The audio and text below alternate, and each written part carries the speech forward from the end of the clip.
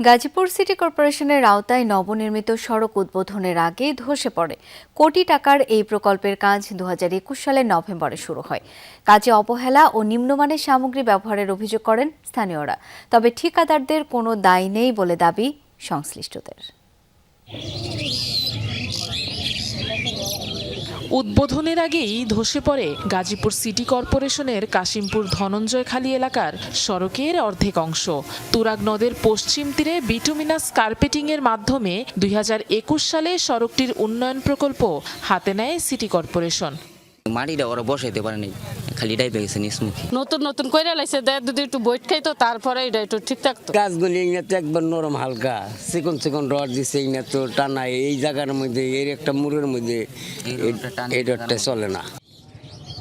প্রথমে ১,১৫০ মিটার সড়কের নির্মাণে ব্যয় ধরা হয় ১০ কোটি ৮০ লাখ টাকা।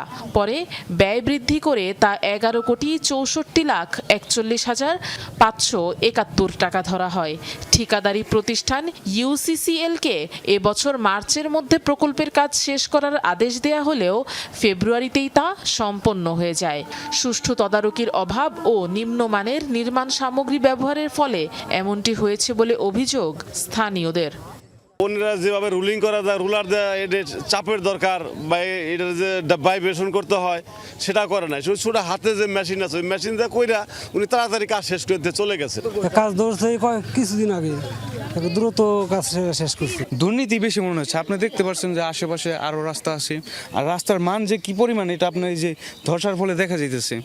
ঠিকাদারের গাফিলতিতে নয়, তুরাগ থেকে দেদারসে বালু উত্তোলনের ফলে সড়কে ধস বলে দাবি সিটি কর্তৃপক্ষের। অস্থায়ীভাবে বিকল্প চলাচলের ব্যবস্থা এবং মেরামতের কথাও বলেন তারা। আমাদের এখানে নির্মাণের কোনো ত্রুটি নেই, আমাদের ভার্টিক্যাল ওয়াল এখনও ভার্টিক্যালভাবে দাঁড়ায় আছে। অ্যাজ এ সিভিল ইঞ্জিনিয়ার আমি যেটুকু জানি, এখানে রিটেনিং ওয়াল ফেল করলে সেটা ওভারটার্নিং মুভমেন্টের কারণে ফেল করে। বিস্তীর্ণ অঞ্চলই নদীতে রিভার বেড থেকে বালু তোলা হয়েছে। আমরা ধারণা করছি প্রাথমিকভাবে রিভার বেড হয়তো নিচে নেমে গেছে বা ওই জায়গাটাতে কোনো খাদের সৃষ্টি হয়েছে বলে এই জায়গাটিতে এই ধসের ঘটনাটি ঘটেছে। অস্থায়ী ভিত্তিতে চলাচলের উপযুক্ত করার জন্য যেটা করার সেটা কনস্ট্রাকশন ফার্মের মাধ্যমে আমরা করিয়ে দেব। দ্রুতই স্থায়ী সমাধানের দাবি করেছেন স্থানীয়রা। আফরোজা লামিয়া, যমুনা নিউজ।